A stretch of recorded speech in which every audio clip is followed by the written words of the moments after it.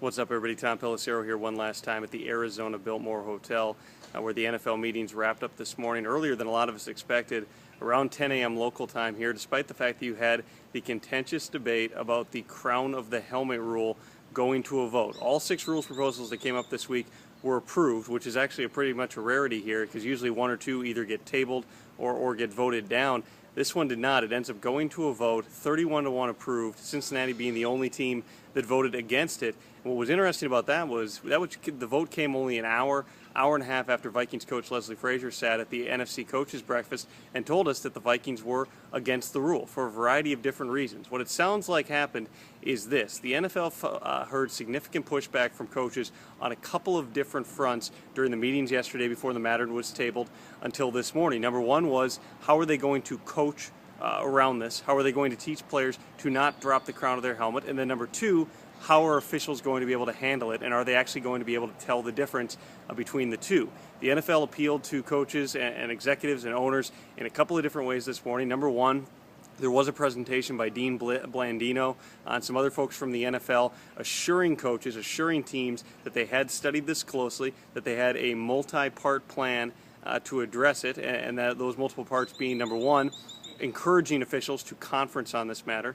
Number two, trying to have 3 sets of eyes, one in front, one behind, one on the side at all times. And then also specifically pointing out the exact conditions on which this penalty would be called, that being the other defender or a running back, or a ball carrier rather, because it doesn't have to just be a running back, squaring up, lowering the head, and delivering a forcible blow with the crown of the helmet. Now, it's still subjective. You're still going to have, I'm sure, plenty of controversy about this, but they tried to present it that at minimum they did have a plan. The other appeal that they made was presenting a bunch of different data on a couple of different fronts about the impact that this rule potentially can have, and it goes back to the long-term health risks that the NFL has shown concern about, probably because they're being sued by thousands of ex-players for millions of dollars for concealing the impact of concussions. The NFL studies found that there were more concussions that came on either pass plays or outside running plays, and also the players at the speed positions, running backs, receivers, and defensive backs, specifically cornerbacks, had a much higher rate and were more at risk for dementia and other long-term effects that researchers have suggested is related to playing in the NFL. Those two things, and probably the latter, are what pushed through this vote by not just a majority, and you need 24 votes in order to pass it, but by a supermajority, having 31 teams for it, only the Bengals voting against it.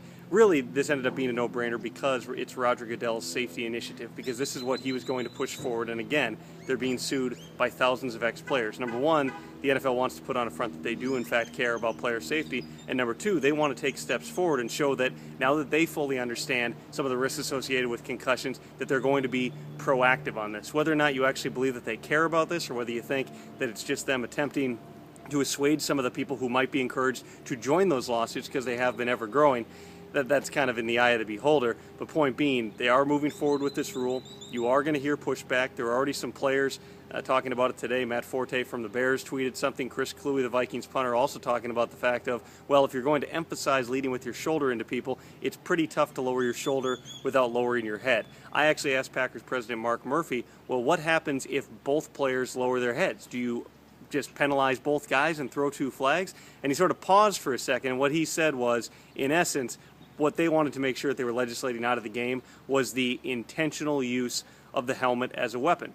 We'll just have to see how it pans out. And even Leslie Frazier, who said that he was swayed by some of the data presented, also admitted no one's 100% confident about exactly how this is going to be officiated. All they can do is trust that the league has the best intentions in mind, trust that the officials really do have a handle on this, and go forward with it, test it out this season, and maybe there are tweaks to that rule down the line. It does present an interesting dynamic, especially for violent runners like Adrian Peterson, who is featured in the video reel that the NFL showed to the different executives and to coaches and to everybody else, about 50 plays, one of them at least involving Adrian Peterson. They said that they took 2 weeks of games, reviewed every play. They found 11 of these violations. So this is not something that's going to occur sparingly. This is something that could occur in 1 out of every 2 or 3 games, and maybe more than that, especially with the early on emphasis that's going to be coming down. This is the most significant thing. Jeff Fisher, the Rams coach who's on the competition committee, said the change they made last season to the kickoff rule moving up the line 5 yards and attempting to reduce the overall number of kickoffs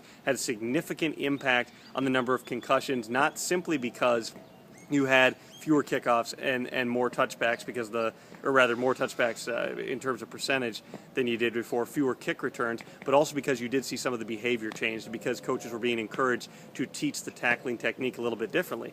The challenging thing with tackling technique, of course, is that nobody practices tackling in practice. You can do it all you want on the dummies, but you're not going to be letting your players take your star running back in Adrian Peterson to the ground during practice.